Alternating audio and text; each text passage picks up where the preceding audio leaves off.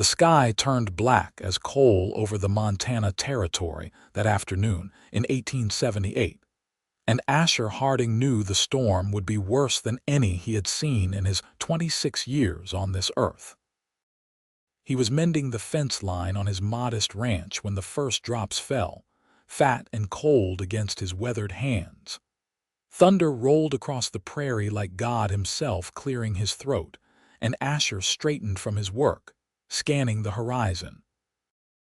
That was when he saw her, a figure stumbling across the open grassland, her buckskin dress plastered against her body by the driving rain that had suddenly unleashed itself with furious intensity. He did not hesitate. Leaving his tools where they lay, Asher ran toward the woman, his boots churning through mud that had been dust only moments before. Lightning split the sky, illuminating her face for just an instant. She was young, maybe 20 or 21, with dark eyes wide with fear and exhaustion. Her black hair hung in wet ropes around her shoulders, and blood seeped from a gash on her arm. "Madam," he shouted over the roar of wind and rain, "my cabin is just over the ridge. Please, you will freeze out here." She looked at him with obvious distrust, but another crack of thunder made the decision for her. She nodded, and he gestured for her to follow. They ran together through the deluge, the world around them vanishing into sheets of gray water. Hail began to fall, stinging like angry hornets, and Asher instinctively moved closer to shield her with his body. They crested the small hill, and his cabin came into view, a sturdy log structure with smoke no longer rising from its chimney in the storm. He pushed open the door and ushered her inside, then followed, pulling the door closed against the wind that tried to tear it from his hands. Inside, the cabin was dim and cool but blessedly dry. Water dripped from both of them onto the wooden floor, forming puddles that reflected the occasional flash of lightning through the windows. "I will get the fire going again," Asher said, moving toward the stone hearth. "There are blankets on the bed. You should get out of those wet clothes before you catch your death." She stood motionless near the door, watching him with wary eyes. He could see her shivering, her lips tinged with blue. Asher busied himself with the fire, giving her space, showing her through his actions that he meant no harm. He coaxed the embers back to life, added kindling, then larger pieces of wood until flames danced merrily in the fireplace. The warmth began to fill the room. When he turned back, she had wrapped herself in one of his wool blankets and was standing closer to the fire, her wet dress draped over a chair. Her eyes met his, and she spoke for the first time. "Thank you," she said in English, though her accent carried the musical quality of her native tongue beneath it. "You are welcome, madam. My name is Asher Harding. This is my land, such as it is. 500 acres of stubborn earth and stubborn cattle." He offered a small smile, trying to set her at ease. "I am called Winona Johona," she said quietly, "of the Crow people. Pleased to meet you, Miss Johona, though I wish it were under better circumstances." He moved to the cabinet and pulled out a clean cloth and a bottle of whiskey. "That cut on your arm needs tending." She glanced down at the wound as if she had forgotten about it. "I fell running from the storm. A sharp rock." Asher approached slowly, giving her time to refuse, but she extended her arm toward him. He cleaned the wound gently, noting the way she did not flinch even though he knew the whiskey must burn like fire. She was strong, this woman. He wrapped the injury with a strip of clean linen, tying it carefully. "There. That should keep it from getting infected." He stepped back, respecting her space. "Are you hungry? I have stew from last night. It is not fancy, but it is filling." "I do not wish to be a burden," Winona said, but her stomach betrayed her with a low growl. "No burden at all. Truth be told, I could use the company. It gets lonely out here." Asher ladled stew into 2 bowls and set them on the small wooden table. He pulled out a chair for her, and after a moment of hesitation, she sat. They ate in silence at first, the storm raging outside while the fire crackled and warmth slowly returned to their bones. Asher found himself stealing glances at her, struck by the delicate strength in her features. There was a dignity about her, a quiet pride that not even her bedraggled state could diminish.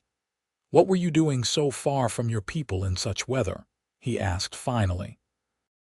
Winona was quiet for so long he thought she might not answer. Then she said, "I was gathering herbs by the river. I know the land well and thought I would return before the storm came. I was wrong." She paused, then added, "My people are camped 3 miles west. They will worry. The storm should pass by morning. I will help you find your way back when it is safe." Asher saw the relief flicker across her face, followed quickly by renewed wariness. "You would do this. Most white men would not be so kind to a Crow woman alone." The statement hung heavy in the air between them, weighted with truth and painful history. Asher set down his spoon and met her eyes directly. "I reckon there are good and bad folks in every people, Miss Johona. My father taught me to judge a person by their character, not their blood. Besides, only a monster would turn someone away in a storm like this. Your father sounds like a wise man. He was. Died 3 years back. Fever took him." Asher felt the familiar ache in his chest. "Left me this place and everything he believed in." "My mother also died 3 years ago," Winona said softly. "Sickness that the medicine woman could not cure." Their eyes met across the table, and in that moment, something shifted between them. Grief recognized grief. Loss understood loss. The wall of distrust began to lower just a little. The storm continued to batter the cabin throughout the evening. Wind howled like wolves and rain hammered against the roof with relentless fury. But inside, Asher and Winona talked. She told him about her people, about how they had roamed these lands for generations before the treaties pushed them into smaller and smaller spaces. She spoke of her father, a respected warrior who now struggled to navigate the changing world where old ways clashed with new realities. She described her younger brother, eager and head-headed, and her grandmother who kept the stories and songs of their ancestors alive. Asher listened, really listened, and then he shared his own story. He told her about growing up on this ranch, learning to work the land from his father, a man from Virginia who had come west seeking a fresh start after the war. He spoke of his mother, who had died giving birth to a stillborn daughter when Asher was 10, leaving his father to raise him alone. He talked about the challenges of making a living from the unforgiving Montana soil, about the cattle he was building his herd with, about his dream of having horses one day. "I always loved horses," Winona said, her face lighting up. "When I was a girl, my father taught me to ride. He said I had a gift with them, that I could gentle the wildest mare." "Is that so? I have 3 horses right now. 2 are sweet as honey, but the third, a paint mare I call Storm, she has a mind of her own. Threw me twice last week." Winona smiled, a real smile that transformed her whole face. "Perhaps she just needs someone to understand her. Perhaps she does." They talked deep into the night, long after the stew bowls were empty and the storm had settled into steady rain. Asher found himself enchanted by the way Winona spoke, the careful precision of her English interwoven with gestures and expressions that needed no translation. She was intelligent and thoughtful, with a quiet humor that caught him by surprise. More than once, she made him laugh with an observation about his untidy cabin or his somewhat haphazard cooking skills. "You clearly need a woman here," she said, eyeing the stack of unwashed dishes with amusement. "I manage well enough," Asher protested, though even he had to admit the place could use some attention. "You manage like a bear manages, function but no grace." He laughed at that, a full-bellied laugh that felt good after so many months of solitude. "I suppose you might be right about that, Miss Johona. Please call me Winona. We have shared food and shelter. Formality seems unnecessary. Then you should call me Asher." The night grew late, and despite the ease that had developed between them, Asher could see exhaustion pulling at Winona. He stood and gestured toward the bed in the corner. "You should rest. I will sleep in the chair by the fire." "I cannot take your bed," Winona protested. "You can and you will. You have been through an ordeal today. Besides, I have slept in worse places than a chair. Please." She relented, perhaps too tired to argue further. Asher banked the fire and settled into his chair, pulling a blanket over himself. He listened to the rain on the roof, to Winona's breathing slowly evening out into sleep, and found himself thinking about how strange life could be. This morning, he had been alone with his fences and cattle. Tonight, his cabin sheltered a crow woman who had somehow, in the span of a few hours, made him feel less lonely than he had in years. Sleep came slowly, and his dreams were filled with dark eyes and a smile that transformed like sunlight breaking through clouds. Morning arrived with a peculiar silence. The storm had passed, leaving the world washed clean and glistening under a pale sun. Asher woke to find Winona already awake, standing by the window, her dress dry now and back on her body. She had braided her long hair, and in the morning light, he could see the fine bone structure of her face, the graceful line of her neck. "Good morning," he said, standing and stretching out the kinks from sleeping in the chair. "Good morning, Asher. The storm is gone." "So it is. We should get you back to your people before they organize a search party." He moved to the door, intending to step outside and assess the state of the ranch after the storm's fury. But when he opened the door, he stopped so suddenly that Winona moved up behind him to see what had caused his stillness. There, along his fence line, stood dozens of Crow warriors on horseback. They sat silent and motionless, a wall of watching eyes and set faces. The morning sun glinted off weapons, off the proud bearing of men who had ridden through the night and the storm's aftermath to find one of their own. Asher felt Winona stiffen behind him. He heard her sharp intake of breath. "That is my father," she whispered. "In the center on the gray horse. His name is Black Eagle. He is a chief of our band." The man she indicated sat tall and imposing, his face weathered and strong, perhaps in his mid-40s. His eyes were fixed on the cabin, on the door where Asher and Winona stood. The tension in the air was palpable, thick enough to cut with a knife. "Stay behind me," Asher said quietly, though he had no idea what he would do if things turned violent. He was one man with a rifle inside the cabin and a revolver on his hip. They were dozens, all armed, all clearly ready to fight if necessary. But Winona stepped around him, moving past him onto the porch. She raised her hand in greeting, then called out in her own language. The words flowed like music, rising and falling with meaning Asher could not grasp. But he watched the effect they had on the assembled warriors. Some of the rigid postures relaxed slightly. Black Eagle spoke, his voice carrying across the distance, and even without understanding the words, Asher could hear the concern, the relief, and the underlying question in it. Winona responded at length, gesturing back toward Asher, toward the cabin. She pointed to the bandage on her arm, to the sky, clearly explaining what had happened. Black Eagle listened, his eyes moving to Asher, studying him with an intensity that made Asher feel like every truth and lie of his soul was being weighed. Then Winona switched to English, speaking loud enough for both her father and Asher to hear clearly. "I have told my father that you found me in the storm, that you gave me shelter and food and tended my wound, that you behaved with honor and respect." She turned to look at Asher, and he saw something complex in her eyes, something he could not quite name. "He wishes to speak with you." Asher stepped forward, moving to stand beside Winona. He had no protocol for this, no experience with Crow customs. So he simply stood straight and met Black Eagle's gaze directly, trying to convey respect and honesty through his bearing alone.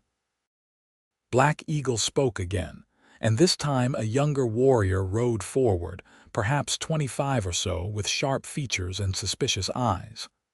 "I am Running Wolf. I speak English. My chief wishes to know why you helped his daughter." Asher considered the question, understanding that his answer mattered greatly. "Because she needed help, and it was the right thing to do. I would hope someone would do the same for any person I cared about if they were caught in such a storm." Running Wolf translated, and Black Eagle nodded slowly. He spoke again, a longer statement this time. "My chief says you have shown kindness when you could have shown indifference or cruelty. This is not common from white men in these times. He asks if there is anything he can offer to repay this debt of gratitude." "There is no debt," Asher said immediately. "I did what any decent person would do. I want nothing in return except to know that Winona made it home safely." After this was translated, Black Eagle studied Asher for a long moment. Then, surprisingly, the corner of his mouth lifted in what might have been the beginning of a smile. He spoke directly to Winona, who nodded and replied. Then Black Eagle gestured, and several of the warriors dismounted. Running Wolf translated again. "My chief says that you may want nothing, but we are not a people who leave debts unpaid. We noticed your fence was damaged by the storm, and several trees have fallen across your land. We will help you set things right." "That is not necessary," Asher started to say, but Winona touched his arm gently. "Please, let them do this. It is our way. To refuse would be to dishonor their gratitude." So Asher nodded, and what followed was one of the most surprising days of his life. The Crow warriors spread across his property, working with efficiency and skill that left him humbled. They cleared fallen trees, repaired fence sections that had been torn apart by the wind, and even helped round up several cattle that had scattered in the storm. Black Eagle himself worked alongside his men, his presence a testament to the respect he held for the debt he felt was owed. Winona stayed close to Asher throughout the day, often translating or explaining what was happening. They worked side by side, and Asher found himself hyper-aware of her presence, of the way she moved with grace even in simple tasks, of how her laughter sounded when one of the younger warriors made a joke he did not understand. Around midday, Winona's grandmother arrived with several other women bringing food. The old woman, whose name was Silver Moon, had eyes that seemed to see through to a person's core. She studied Asher openly, then said something to Winona that made the younger woman blush. "What did she say?" Asher asked. "Nothing important," Winona said quickly, but the pink in her cheeks told a different story. Running Wolf, overhearing, grinned. "She said you have kind eyes and strong hands. She approves." "Approves of what?" Asher asked, confused. But Running Wolf just shook his head and walked away, still grinning. They all ate together, sitting in groups around Asher's property. The food was different from what Asher usually ate, flavored with herbs he did not recognize, but it was delicious. Black Eagle sat near him, and through Running Wolf's translation, they talked about the land, about cattle and horses, about the challenges of surviving in this harsh but beautiful country. "You have no family?" Black Eagle asked at one point. "No, sir. It is just me now." Black Eagle nodded thoughtfully. "A man should not be alone. It is not the way we are meant to live. Perhaps not, but it is how things have worked out for me." "Things can change," Black Eagle said. and there was something knowing in his eyes that made Asher wonder what Winona had told him about their time in the cabin. As the day wore on and the work was completed, the warriors began to prepare to leave. Asher found himself feeling an unexpected sense of loss, knowing that Winona would go with them. She stood by her horse, a beautiful buckskin mare, saying her goodbyes to him. "Thank you again, Asher," she said quietly. "I will not forget your kindness." "And I will not forget yours," he replied, meaning it. "You made my cabin feel less empty." Their eyes met and held. Something passed between them, an acknowledgement of connection, of possibility, but also of the complications that lay between two people from such different worlds. Black Eagle approached, and when he spoke, Running Wolf was not nearby to translate. But Winona's eyes widened, and she responded quickly in their language. Her father said something else, his tone firm but not unkind, and Winona nodded slowly. Then Black Eagle surprised Asher by extending his hand in the white man's fashion. Asher shook it, feeling the strength and calluses of a life lived outdoors and active. "You are welcome in our camp," Winona translated her father's words. "If you wish to visit, you will be received as a friend." "Thank you, Chief. That means more than you know." And then they were mounting up, dozens of horses wheeling and moving as one.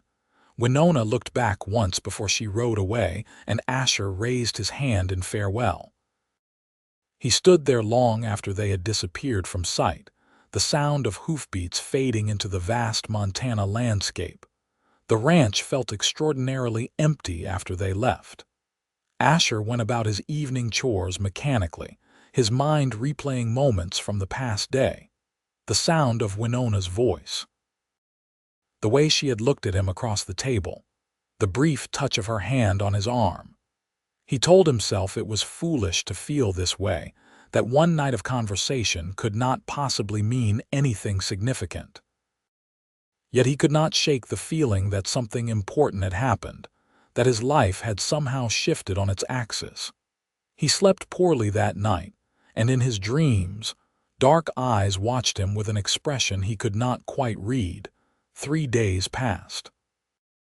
Asher threw himself into work, trying to exhaust himself enough that he would not think about Winona constantly. It did not work. He found himself looking toward the west where her people were camped, wondering what she was doing, if she thought about him at all. He felt like a lovesick fool, and the feeling both thrilled and terrified him. On the 4th day, he woke with a decision made. He cleaned himself up as best he could, shaved, put on his least worn shirt, and saddled his most reliable horse. Then he rode west, toward the Crow encampment, with no clear plan beyond a desperate need to see Winona again.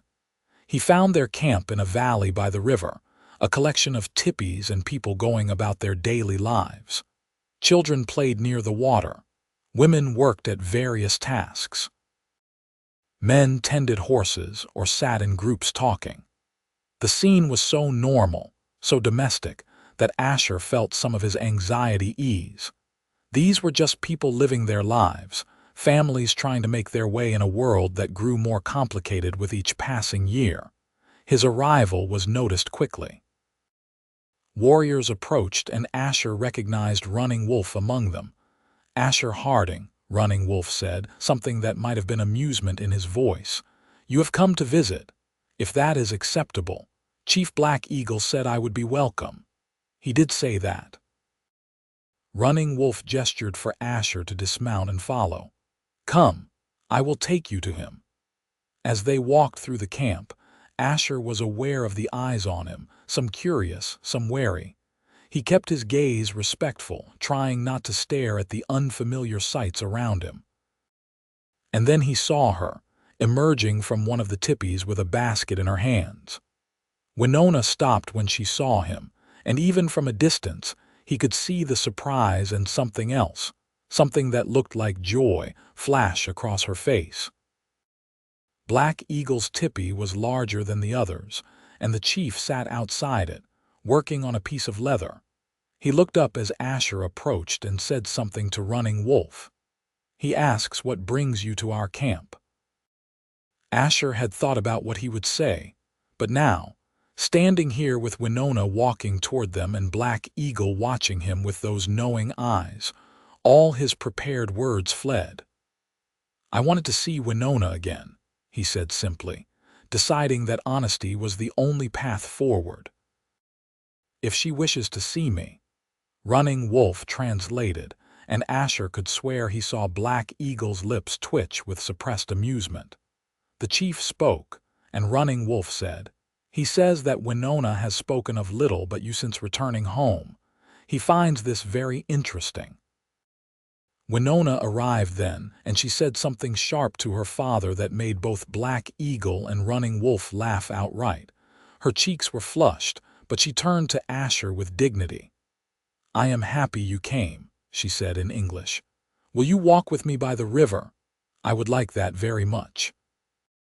Black Eagle said something else, his tone carrying an unmistakable note of fatherly warning. Winona replied firmly, then gestured for Asher to follow her. They walked through the camp and down toward the water, aware of the eyes following them but gradually leaving the immediate scrutiny behind. "I apologize for my father," Winona said when they were alone. "He finds amusement in embarrassing me. He seems like a good man, and he is not wrong, is he? I have thought of little but you these past days." Winona stopped walking and turned to face him. The river gurgled behind her and cottonwood leaves whispered in the breeze. "This is complicated, Asher. You know this." "I do, but complicated does not mean impossible. My people and your people do not have an easy history. There is pain and anger on both sides. For us to care for each other would not be simple. Nothing worth having ever is." Asher took a cautious step closer. "I am not asking you to decide anything right now. I just needed to see you again, to know if what I felt during that storm was real or just my imagination." "And what did you feel?" "Like I had met someone who understood me, someone who made me want to be less alone." He paused, then added, "What did you feel?" Winona looked at him with those dark eyes that had haunted his dreams. "The same. I felt the same." Her voice was barely above a whisper. "It frightened me. It frightens me too, but I think it would frighten me more to walk away and never know what this could be." They stood there by the river, the space between them charged with possibility.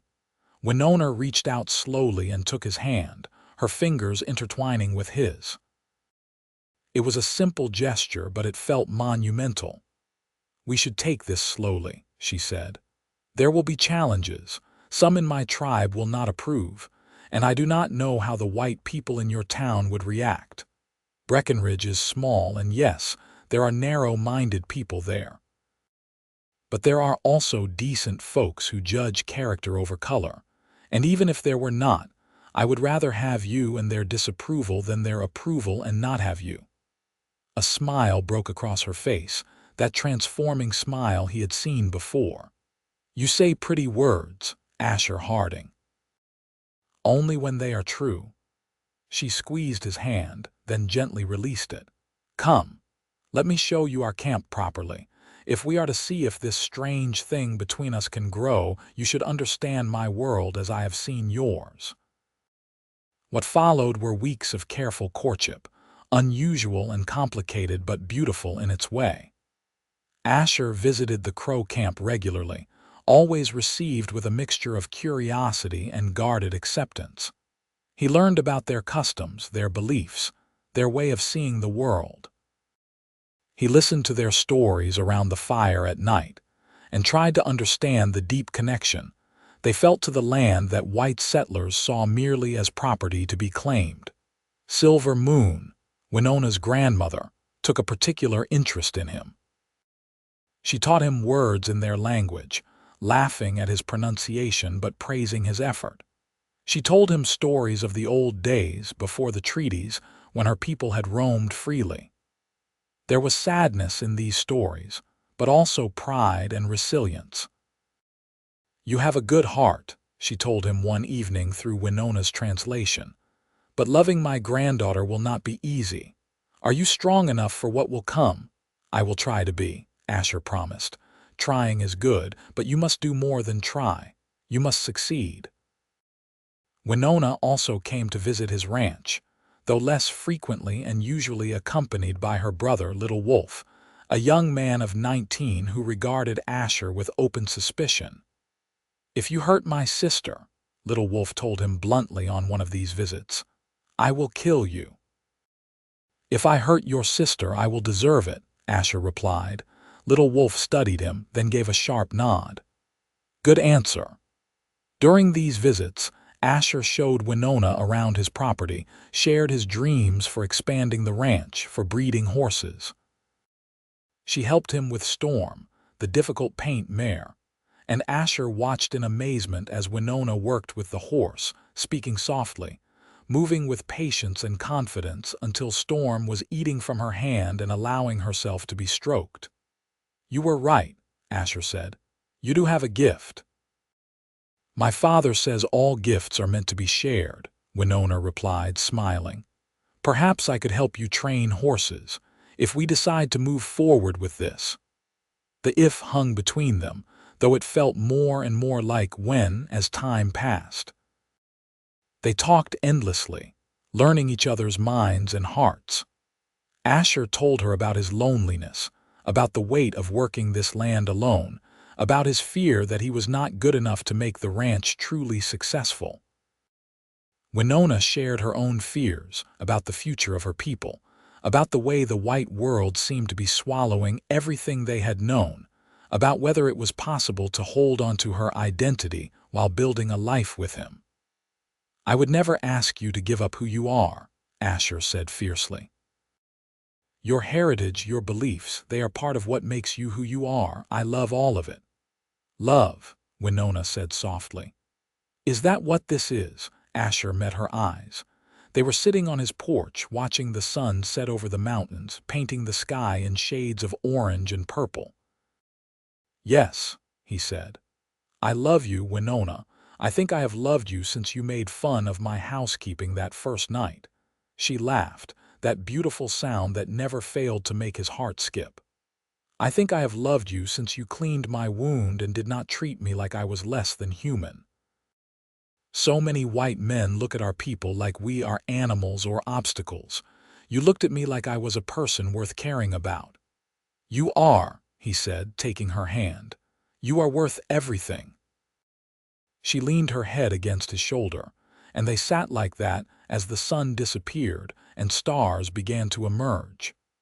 Little Wolf, who had been examining Asher's cattle, gave them a long look but said nothing, just went about his business with the barest hint of a smile. But as their love grew stronger, so did the complications they had known would come.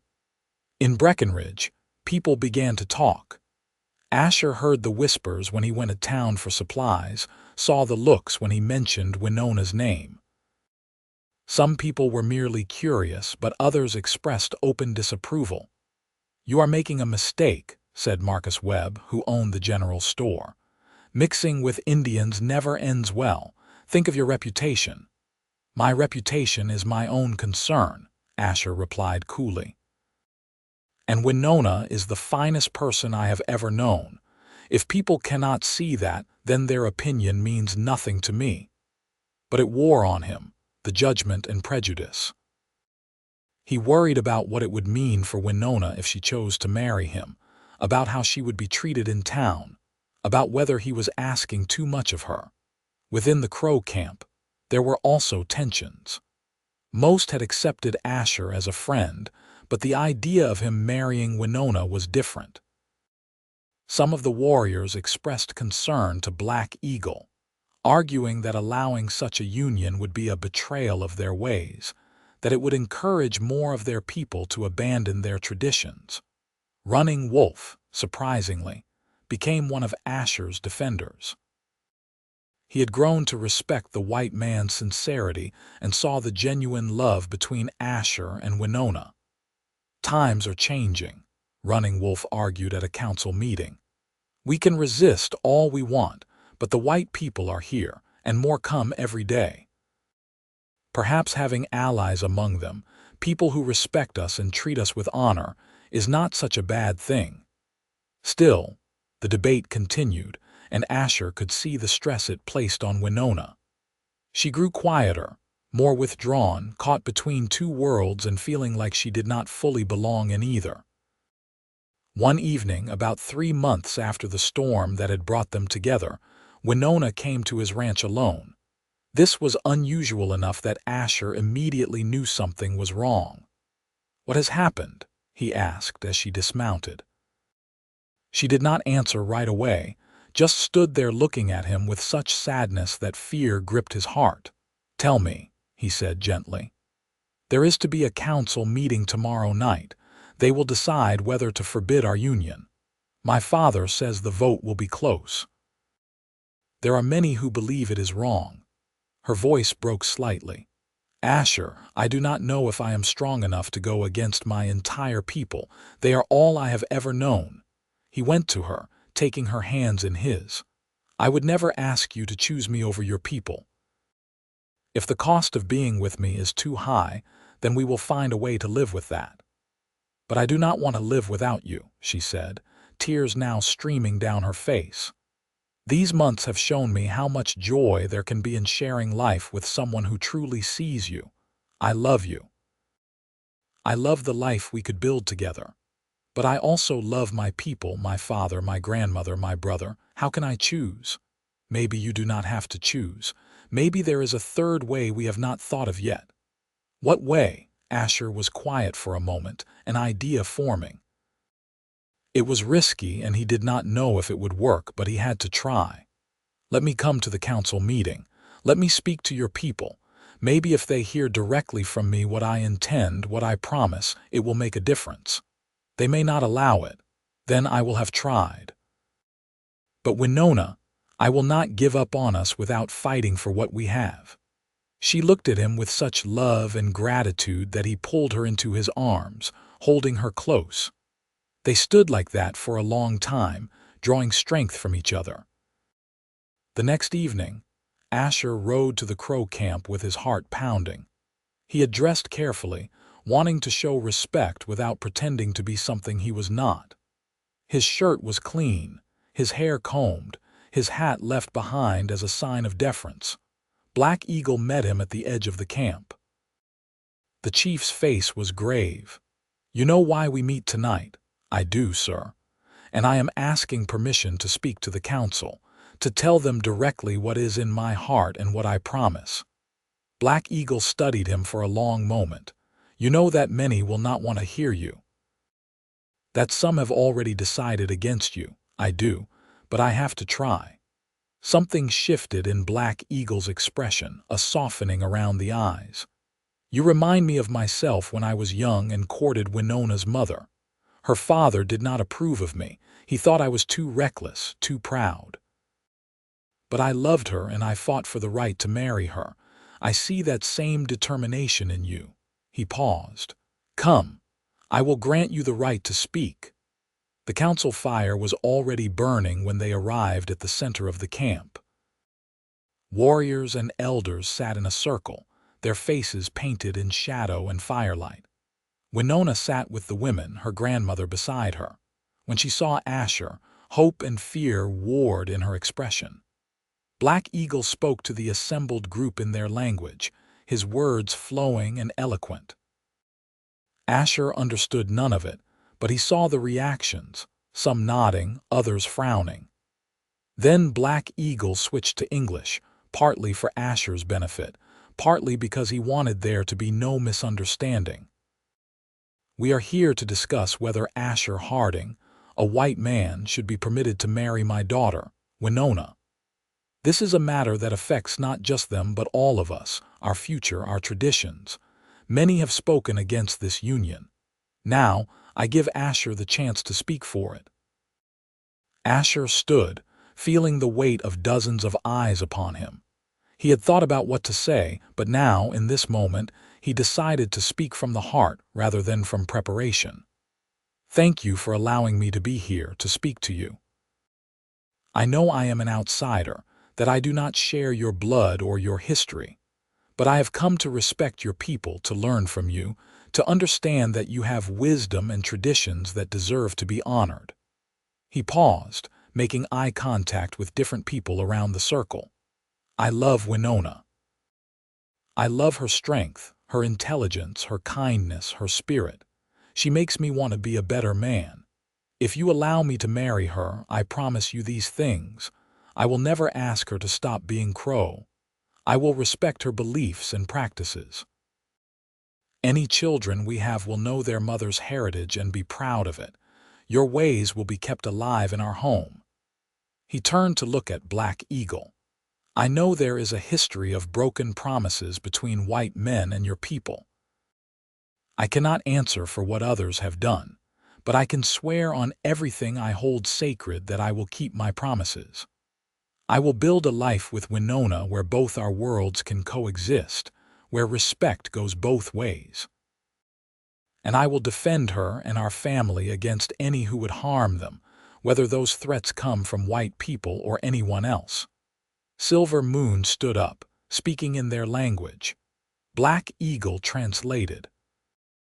"My mother asks what you would do if the white people in Breckenridge reject you for marrying a Crow woman, if they refuse to do business with you, if they make your life difficult.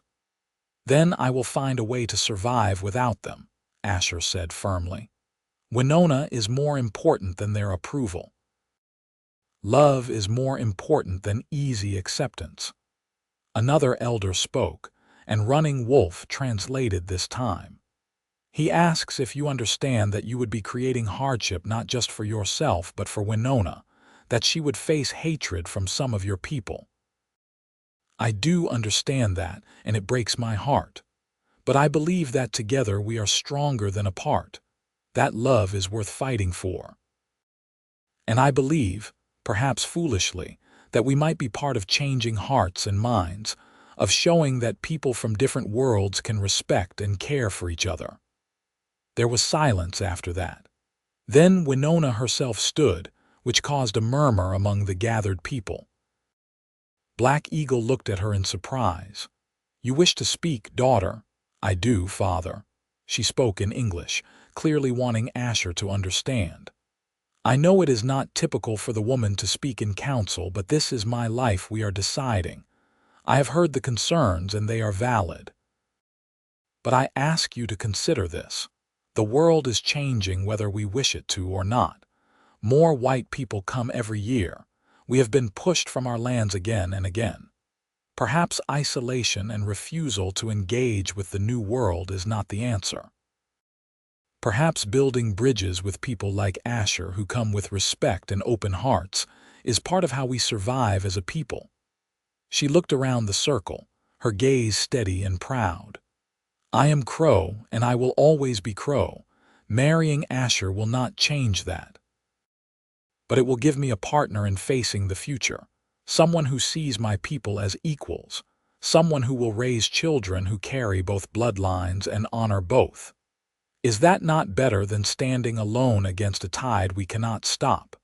Silver Moon spoke again, and this time she continued at length. When she finished, Black Eagle translated, his voice thick with emotion. "My mother says that she remembers when our people were many and strong, when we feared nothing. But she also says that wisdom is knowing when to hold firm and when to adapt. She says she has watched Asher these past months, seen how he treats Winona with respect and love, how he listens and learns. She says he has a good spirit and that Winona has chosen well. She supports this marriage." The discussion went on for over an hour. Some spoke against the union, expressing fears about diluting their bloodlines, about betraying their ancestors, about setting a precedent that would lead to more of their young people leaving Crow ways behind. Others spoke in favor, talking about the need to adapt, about the genuine nature of Asher's love for Winona, about the strength that could come from alliances with honorable white people. Finally, Black Eagle called for the decision. Each person would speak their choice. It came down to a single vote. If even one more person opposed the marriage, it would be forbidden. The last to speak was a warrior named Gray Hawk, a man in his 30s who had lost his wife and child in a conflict with soldiers 5 years prior. He had been one of the most vocal opponents during the discussion. Everyone waited to hear what he would say. Gray Hawk stood and looked directly at Asher. His face was hard, his eyes filled with old pain. "I have hated white men for many years. They took everything from me. I wanted to say no to this marriage, to deny you the happiness I lost." Asher felt his heart sink, but he met Gray Hawk's gaze steadily, not flinching from the pain and anger he saw there. "But tonight," Gray Hawk continued, "I listened to your words.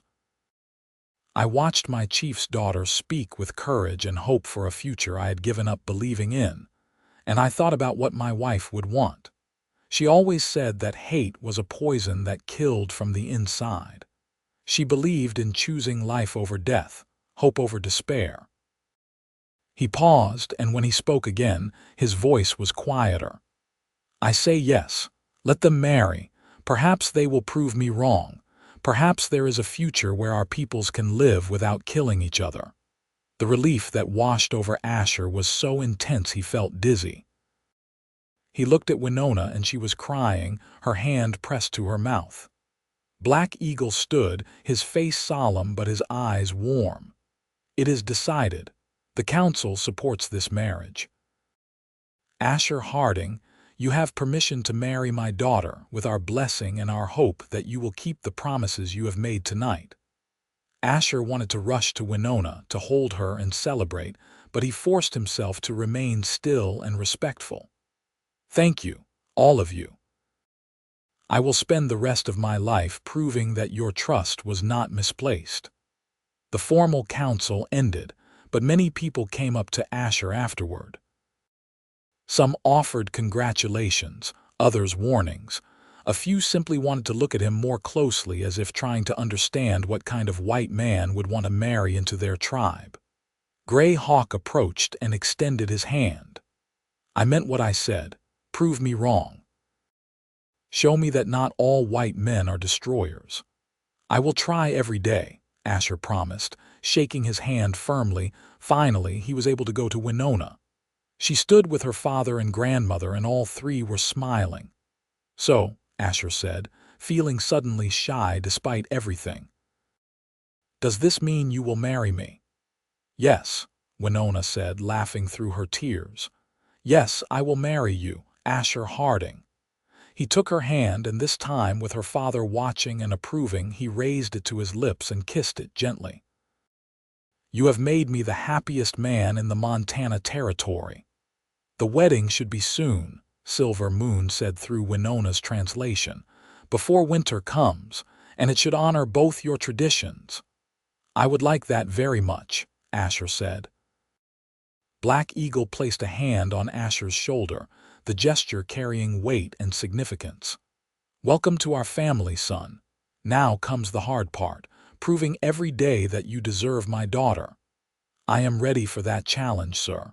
The next few weeks were a whirlwind of preparation. True to Silver Moon's words, the wedding would blend both cultures. There would be a ceremony in the Crow tradition, led by their spiritual leaders, and also vows spoken in the way of Asher's people. It would take place on Asher's ranch, a symbol of the two worlds coming together. Asher worked frantically to prepare his property. He cleaned every corner of his cabin, made repairs he had been putting off, even built an addition to give them more space. Little Wolf and several other young warriors helped, their assistance a sign of acceptance that meant more to Asher than they probably knew in Breckenridge. The news of the upcoming wedding spread quickly. The reactions were mixed. Some people congratulated Asher, though often with thinly veiled concern. Others were openly hostile. "You are making a grave mistake," said the banker, refusing to extend a loan Asher had requested for buying more cattle. "I cannot support this union by doing business with you." But others surprised him. The school teacher, a widowed woman named Mrs. Helen Porter, sought him out specifically. "I think what you are doing is brave," she said. "Love should not be bound by such narrow definitions. You tell your bride that she will have at least one friend in this town." The newspaper editor, a transplanted New Yorker named Edmund Gray, wrote a surprisingly supportive editorial about the marriage, arguing that the Montana Territory needed more understanding between its various peoples, not less. "You will face challenges," Edmund told Asher when he came to thank him for the article. "But you will also find allies in unexpected places. Not everyone out here is mired in old hatreds." The day of the wedding arrived with clear skies and cool autumn air. Asher woke before dawn, too nervous and excited to sleep. He dressed in new clothes he had ordered from a catalog, dark trousers and a white shirt, with a vest that Winona had helped him pick out. He looked at himself in the small mirror and barely recognized the anxious, hopeful man staring back. Guests began arriving in the early afternoon. The Crow came first, a large party led by Black Eagle, their clothes a mixture of traditional dress and practical everyday garments. They set up several tipis in the meadow beyond Asher's cabin, transforming the space into a blend of ranch and camp. From Breckenridge came a smaller group. Mrs. Porter, Edmund Gray and his wife, a few ranchers who had friendly relationships with Asher, and surprisingly, the young minister from the church, who had agreed to participate in the ceremony despite some pressure from his congregation not to. Reverend Samuel Thomas was only 30, new to the territory and still full of idealism. "Christ preached love," he told Asher. "If I refuse to bless a marriage based on genuine love just because the couple comes from different peoples, then I am not doing his work." The ceremony began in the late afternoon, as the sun started its descent toward the mountains. The Crow's spiritual leader, an old man named White Buffalo, conducted the first part, speaking in their language while Winona translated for Asher.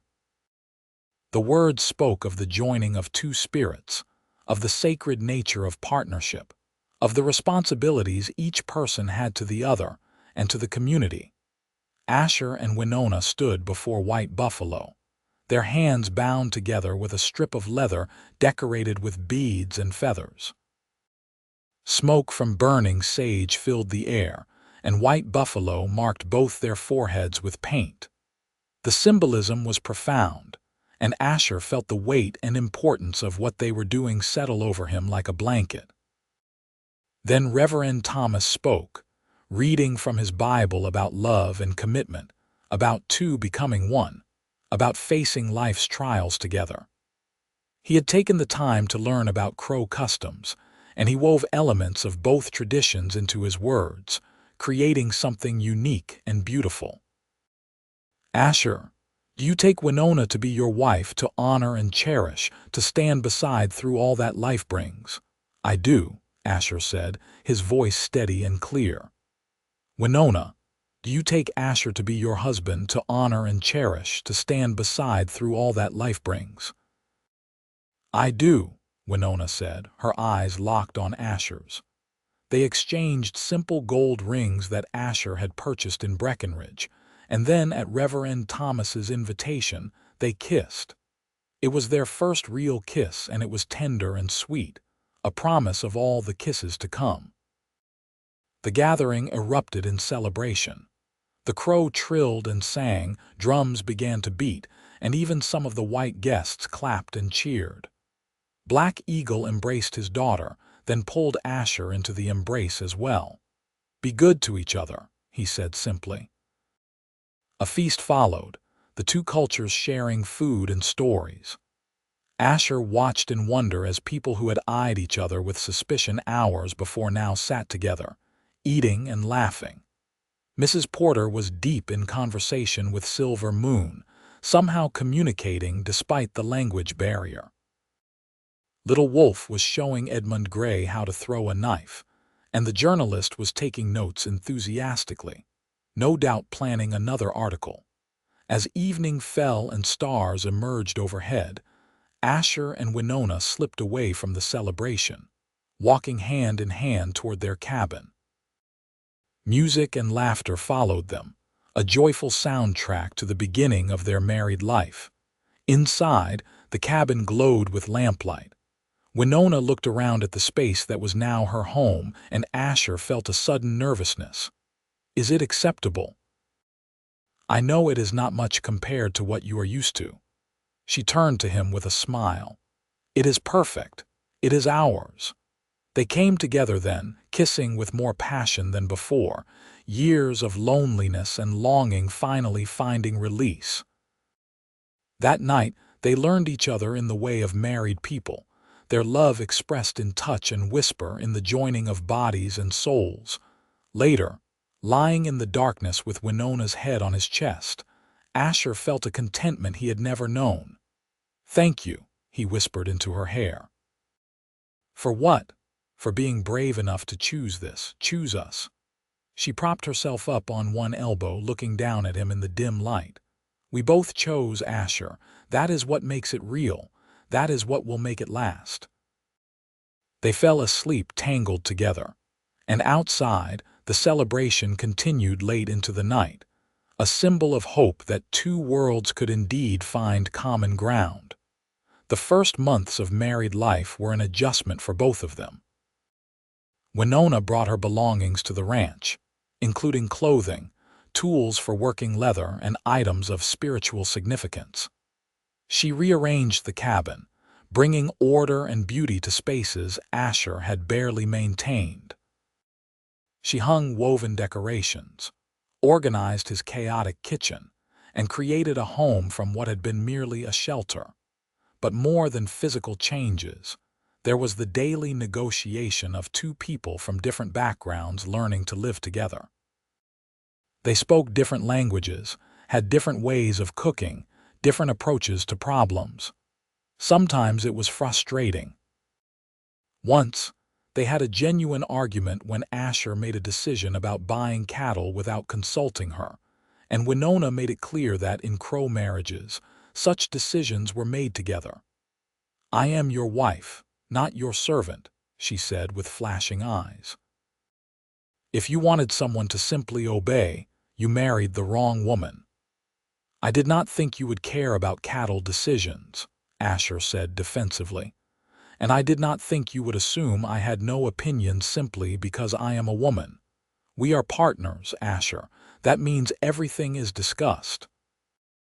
He realized she was right and apologized. After that, he made sure to include her in all decisions, and he discovered that she had excellent instincts about the ranch, often seeing things he missed. They also faced challenges from outside. In Breckenridge, some merchants continued to refuse service to them. Once, when they went to town together, a group of men made crude comments loud enough for them to hear. Asher tensed, ready to fight, but Winona laid a hand on his arm. "They want a reaction," she said quietly. "Do not give them the satisfaction." They walked past with heads high, and the men's taunts faded behind them. But Asher saw how it hurt her, the hatred and prejudice, and he felt rage at his inability to protect her from it. "I am used to it," she said that evening. "Not just from now, but my whole life. White people who see us as less than human, it is nothing new. That does not make it right. No, but it makes it survivable. What matters is how we treat each other, how we build our life. The rest is just noise." Winter came hard that year, with snow piling high and temperatures dropping brutally low.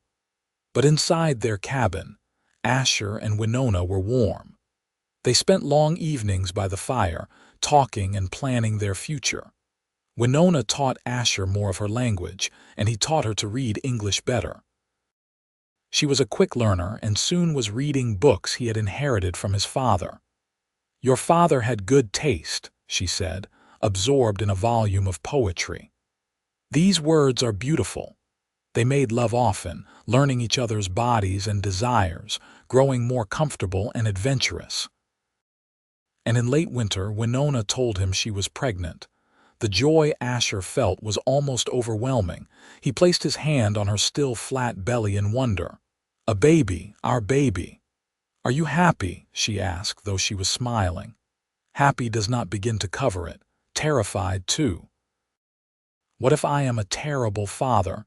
"You will not be. You have too much love in you." She covered his hand with hers. "We will do this together like everything else." News of the pregnancy spread to both communities. In the Crow camp there was celebration. Silver Moon was particularly delighted at the prospect of a great-grandchild.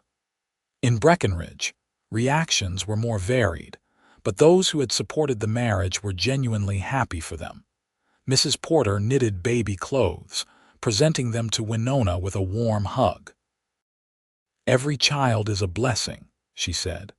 As Winona's belly grew through the spring and into summer, Asher found himself becoming even more protective. He tried not to hover too much, but it was hard when he felt such overwhelming love and fear for the life growing inside his wife. "I am pregnant, not sick," Winona reminded him when he tried to prevent her from doing her normal work. "I will tell you if I need help." The baby came in late summer of 1879, after a long labor that left Asher pacing outside the cabin while Silver Moon and two other Crow women attended Winona inside. Her screams of pain tore at his heart, and he felt helpless and useless. Finally, after what seemed like days but was actually about 12 hours, he heard a different cry. The thin, angry wail of a newborn. Silver Moon emerged, her face tired but smiling. "You have a son," she said through Running Wolf, who had waited with Asher, "and your wife is well. Come meet your child." Asher rushed inside. Winona lay on the bed, exhausted but radiant, holding a tiny bundle wrapped in soft leather. She looked up at him with such love and pride that he felt his throat tighten with emotion. "Come see your son," she said softly. He approached almost timidly and looked down at the small red face, the tiny fists waving, the eyes squeezed shut. "His son. His and Winona's. He is perfect," Asher breathed. "Would you like to hold him?" Asher had never held a baby before and was terrified of doing it wrong, but Winona showed him how to support the head, how to hold him securely but gently. The baby was so light, so fragile, and Asher felt a fierce protectiveness surge through him. "What should we name him?" Winona asked. They had discussed this. The baby would have names from both cultures.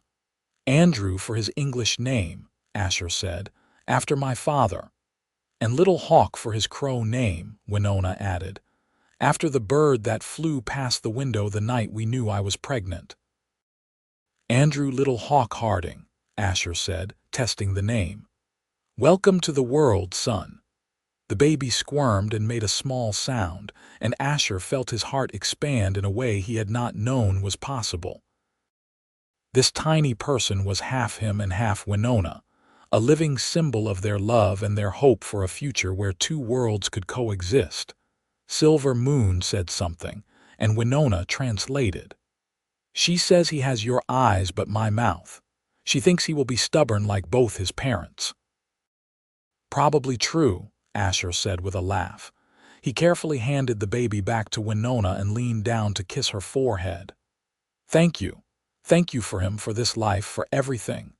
"Thank you," she replied, touching his cheek, "for seeing me, for loving me, for building this with me." Outside, they could hear the sounds of celebration as word spread of the birth. Both Crow and white friends had been waiting for news, and now they rejoiced together. The years that followed were not without challenges, but they were fundamentally good. Asher and Winona raised Andrew with love and attention, teaching him about both his heritages. He grew up speaking both English and Crow, learning the stories and customs of both peoples. He spent time with his grandfather, Black Eagle, learning to ride and hunt, and he also learned ranching skills from Asher. 2 years after Andrew's birth, Winona gave them a daughter whom they named Abigail Morning Star. She had her mother's dark eyes and her father's stubborn chin, and from the moment she could walk, she followed her brother everywhere. The ranch prospered. Winona's skill with horses proved invaluable, and they developed a reputation for well-trained mounts that sold for good prices. Asher added to their herd of cattle gradually, and they became financially stable, then comfortable. In Breckenridge, attitudes slowly shifted. Seeing Asher and Winona build a successful life together, raising children who were polite and hardworking, some of the initial hostility faded. It helped that other marriages between white settlers and native people occurred in the following years, each one making the next a little easier to accept. Mrs. Porter became a close friend to Winona, and the two women often visited each other. Silver Moon spent extended periods at the ranch, especially after Black Eagle passed away peacefully in his sleep in 1883. Little Wolf, who had married and had his own children, remained close to his sister, and the cousins grew up together, learning from both worlds. There were still moments of prejudice and difficulty. Once, when Andrew was 7, he came home from school in Breckenridge crying because some boys had called him a half-breed and said he did not belong anywhere. Asher held his son while Winona stroked his hair. "Listen to me," Asher said firmly. "Those boys are wrong. You belong everywhere because you carry the best of two peoples in your blood. That does not make you half of anything. It makes you whole in a way they cannot understand." "But they said I was dirty," Andrew sobbed. Winona knelt down to look her son in the eyes. "Some people fear what is different. They use words like weapons because they are too small-minded to see strength in diversity. But you, my son, you have a richness they will never know. You can move between worlds. That is a gift, not a curse." "Your mother is right," Asher added. "And yes, life might be harder sometimes because of who you are. But hard does not mean wrong. Hard often means you are doing something important." Andrew sniffled and nodded, and over time, he came to embrace his mixed heritage with pride rather than shame. By the time he was a teenager, he had become something of a bridge between the communities, respected by both. Abigail faced her own challenges, but met them with a fiery spirit that reminded everyone of both her parents. When a teacher suggested she might not need education since she was only a girl and part Indian, she informed the woman that she planned to go to college and prove everyone wrong who underestimated her. "That is my daughter," Winona said with pride when she heard about it. In 1885, Winona gave birth to twins, two boys they named Aaron Running Bear and Alden Sky Hawk. The house was chaos with 4 children, but it was joyful chaos. Asher built additional rooms, and their home became a place where both Crow and white visitors felt welcome. Black Eagle's death had been hard on Winona, but she took comfort in knowing her father had lived long enough to see his grandchildren, to know that the choice he had supported for his daughter had led to happiness. At his funeral, the Crow people honored him as a chief who had led them through difficult times with wisdom and courage. Running Wolf became chief after Black Eagle, and he continued his predecessor's policy of cautious engagement with white settlers, always seeking to protect his people's interests while avoiding unnecessary conflict. He often came to Asher for advice about dealing with the American government representatives, trusting his brother-in-law's honesty and insights into white culture. The ranch continued to grow. By the early 1890s, Asher and Winona employed several people, both white and Crow, working together to manage the expanding operation. They bred horses that were sought after across the territory, and their cattle herd numbered in the hundreds. But more than their financial success, what Asher treasured most was the life they had built. Every evening when the work was done and the children were finally settled, He and Winona would sit on their porch, watching the sun set over the mountains they both loved. "You ever regret it?" he asked her one such evening in 1893. They had been married 14 years and their hair was starting to show threads of gray. "Regret what?" "This, choosing me. The difficulties it brought." Winona took his hand, her fingers interlacing with his in a gesture that had become as natural as breathing. "Never.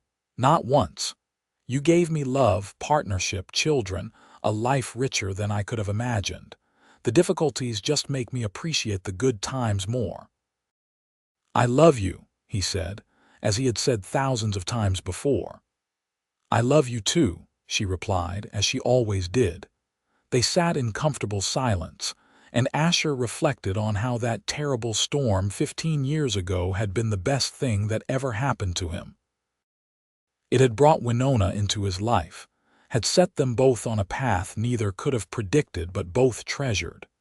Inside the house, he could hear the children arguing about something, Abigail's voice rising above her brother's in defense of whatever position she had taken. He heard the twins laughing, that identical laugh that still sometimes confused people. And he heard Andrew, now 16, and with a voice deepening toward manhood, trying to mediate the dispute with the wisdom he seemed to carry beyond his years. "They are going to be fine," Winona said, following his thoughts as she so often did. "All of them. We have given them what they need. Love, roots in both cultures, the strength to face a complicated world. We have done well, you and I. We have." The sun finally slipped below the horizon, and stars began to emerge in the darkening sky.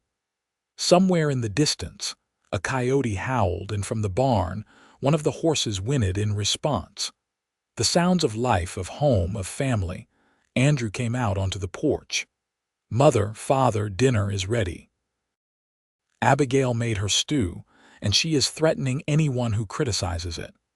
They laughed and stood, going inside to the warmth and noise of their family. Around the table, the children settled, still bickering but fundamentally bonded. They said grace in both English and Crow, as was their custom, thanking the Creator and the Great Spirit for the food and for each other. As they ate and talked, Asher looked around at these people who were his whole world. Winona caught his eye and smiled, that transforming smile that still made his heart skip even after all these years. She reached over and squeezed his hand under the table, and he squeezed back, a silent conversation of love and gratitude. After dinner, as had become tradition, Silver Moon, who was now quite elderly and spent most of her time at the ranch, told stories. The children gathered around her, even Andrew, who was almost too old for such things but could never resist his great-grandmother's tales. She spoke in Crow, and the children listened with understanding, Asher picking up more than he once could but still relying on Winona to translate the parts he missed. Tonight, she told the story of two eagles, one from the mountains and one from the plains, who fell in love despite their different origins. They built a nest together in a place where mountain and plain met, and their children grew strong, able to soar to great heights and navigate wide open spaces. Those children became the greatest eagles in the land, carrying the strengths of both parents. When she finished, she looked meaningfully at Asher and Winona. "Like the eagles," she said in halting English, a language she had learned slowly over the years for the sake of her great-grandchildren. "Like the eagles," Winona agreed softly. That night, after the children were in bed and Silver Moon was settled in her room, Asher and Winona lay together in their bed, talking quietly.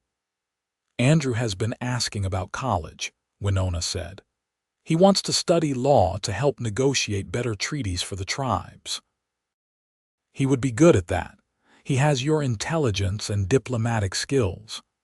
And Abigail wants to be a teacher. She wants to open a school that accepts all children, regardless of their background. Also not surprising, she has never accepted injustice quietly. Asher paused, then added, "Do you think they will face more prejudice? Things seem better now, but that does not mean the world has changed completely." "They will face challenges," Winona said realistically, "but they are strong.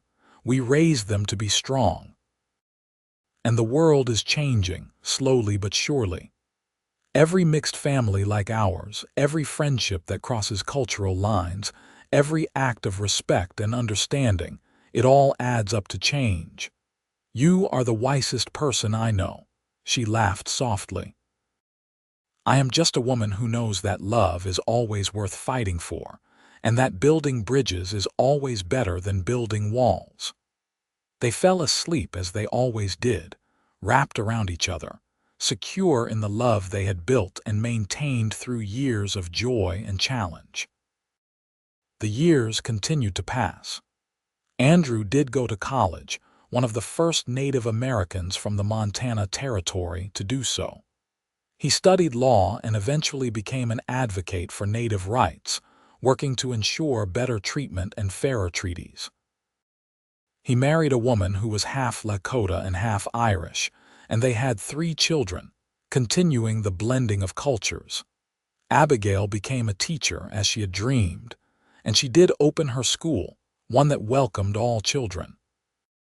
She married a rancher whose father had fought against the tribes during the Indian Wars, but whose son rejected that hatred and chose understanding instead.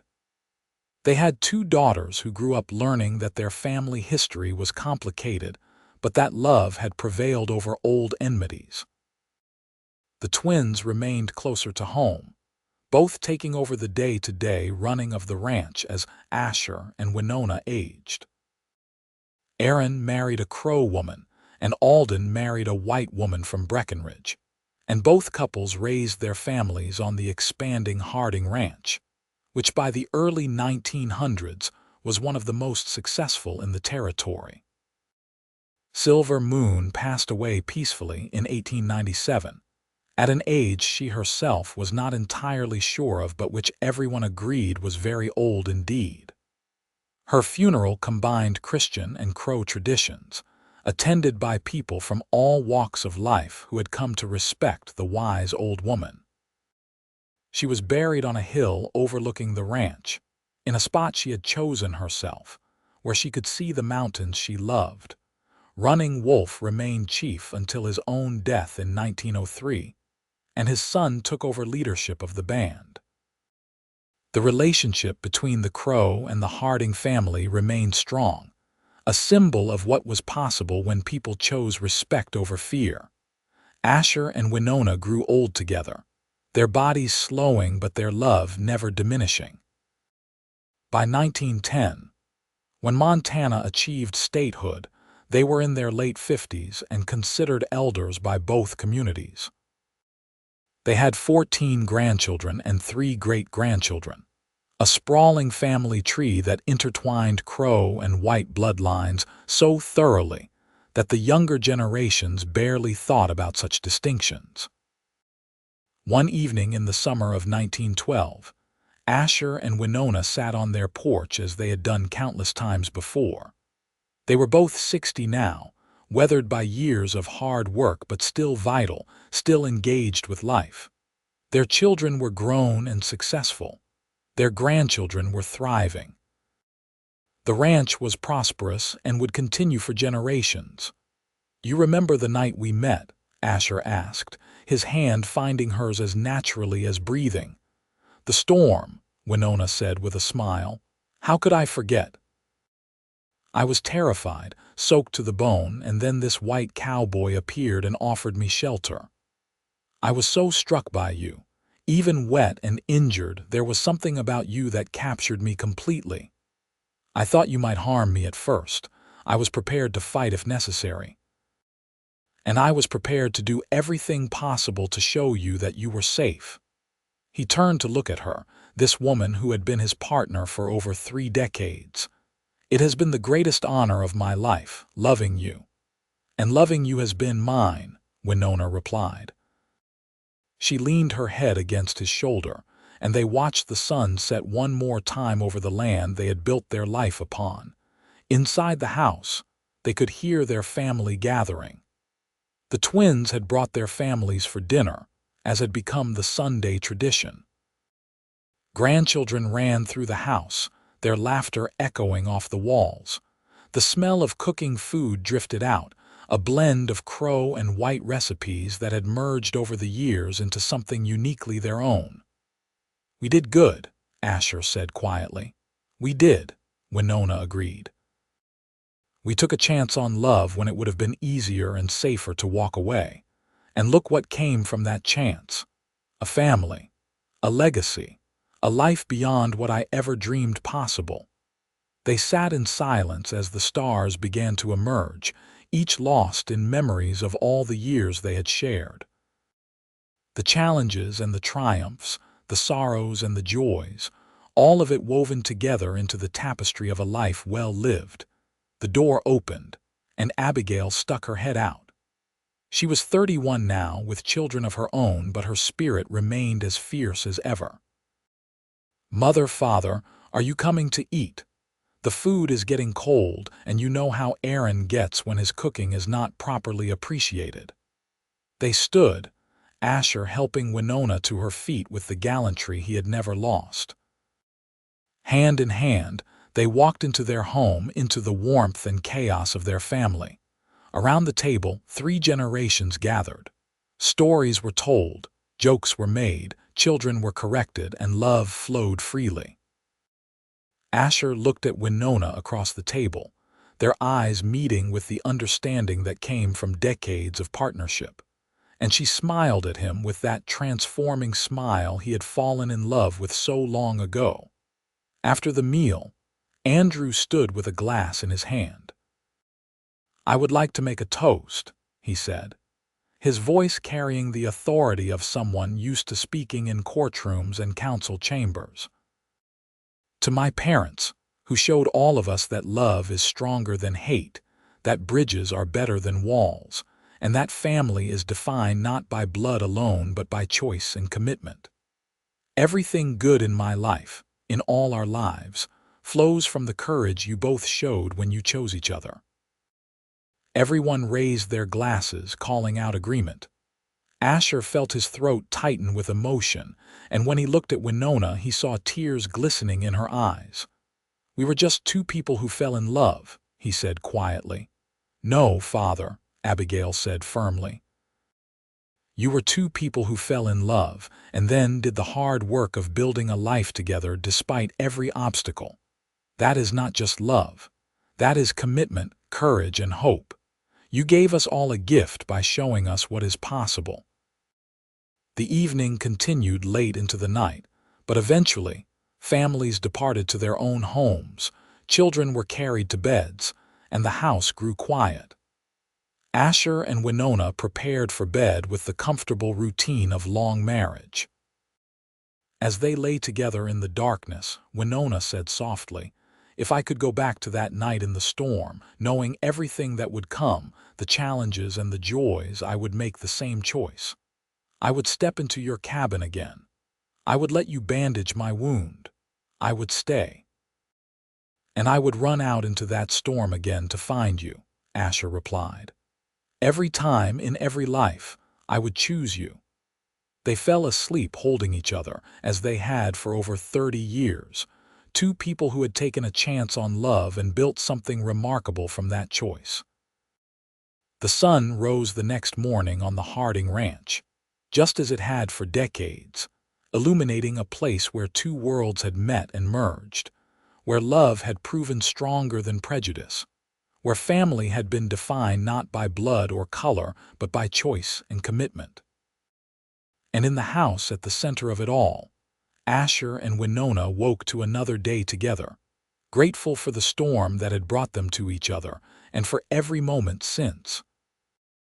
Their love story would be told to their great-great-grandchildren, a tale of courage and hope, of a cowboy who sheltered a native woman during a storm and found not just a wife but a partner, a love, and a legacy that would endure for generations.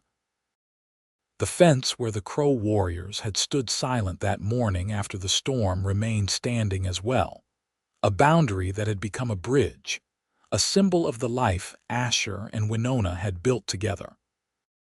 And when they were very old, in their late 80s, they passed away within days of each other, Winona first and then Asher, unable to bear life without his beloved. They were buried on the hill beside Silver Moon, overlooking the ranch and the mountains, together in death as they had been in life. Their descendants gathered from across the state and beyond, Crow and white and every mixture between, united by the legacy of two people who had dared to love across divides, and had shown that such love could not only survive but thrive, creating something beautiful that would echo through time.